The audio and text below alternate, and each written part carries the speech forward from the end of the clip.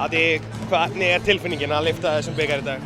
Hún bara geggjuð, mér finnst bara algjörlega komið tími til og við gerðum það sem við lögum upp með þessu skila sigri og ég bara ógeðslega ánægð.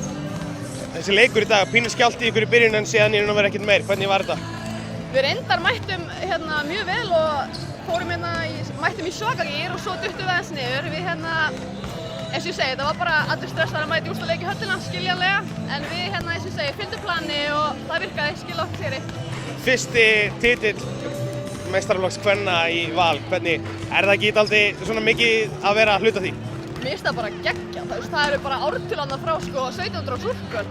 Ég hafði geðveikt að geta sagt um tímann bara langt þangað til að vera bara ég var partur á þessu, 2019, fyrsta ártalið.